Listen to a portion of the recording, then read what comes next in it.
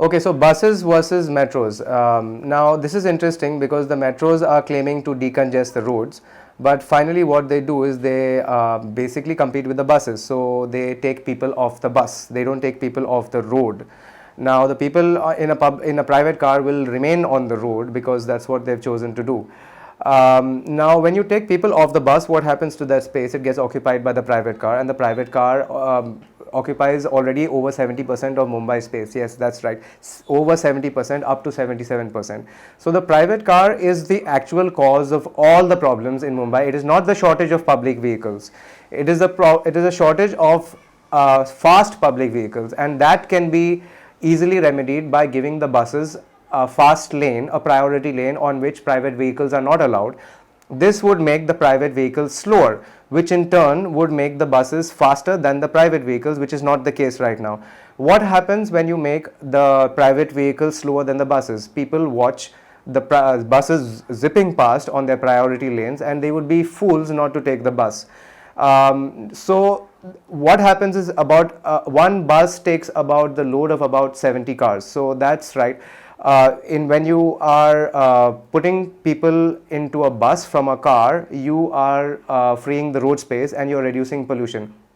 What does a metro do? It takes people off the bus, and once they take people off the bus, it gets the road again full of private cars. And not only that, what happens is that the metro in Mumbai is powered by thermal power, that's coal powered electricity, and that results in what we call off-site emissions. So Mumbai Metro 3, for example, on its website proudly states that Mumbai Metro 3 results in zero emissions because it is powered by electricity.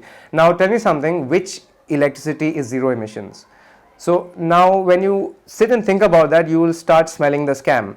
The emissions are off-site, and coal-powered electricity is worse than CNG-powered buses to an order of minimum 1.5 times worse. And where does this pollution go? It goes into the rural areas where the power plants are located, and it puts those people at risk. And it comes back to Mumbai in the form of climate change and in the form of rising sea levels, because global warming affects all of us and climate change and pollution affects all of us.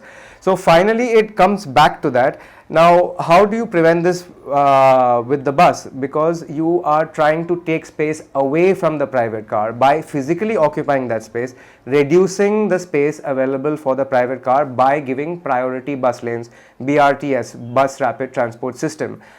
Now a BRTS can spend a lot of its route on its priority lane, and when it has to get into neighborhoods, it could go right into the smallest gullies and reach every neighborhood. So you could have a more convenient mode of transport which would get you from end to end in a time that's maybe shorter than the metro, because the metro involves a ride to the metro station, back, forth and everything.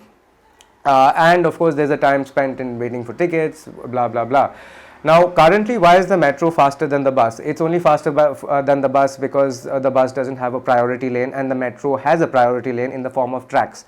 But the metro is stuck on its tracks. It can't go left, right. It can't get out of these tracks. It just goes from A to B, and to make more reach, what it has to do is it has to go zigzag. So it kind of slows down its A to B time. But now if you think about, for example, the upcoming coastal road, which is already an ecologically harmful project, the coastal road enables car travel at something like 60 kmph.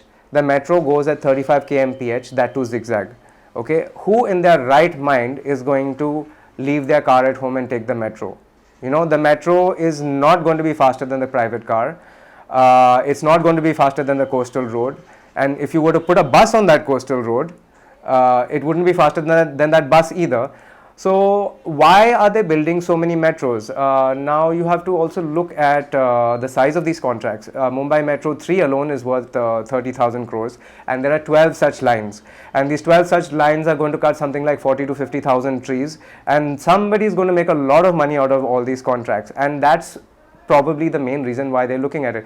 And who's selling the electricity is Ambani and Reliance, right? You know, it's the same people who are again building the metros, and Ambani, Reliance, Adani, okay, are the same people, Adani especially, are the same people mining the coal.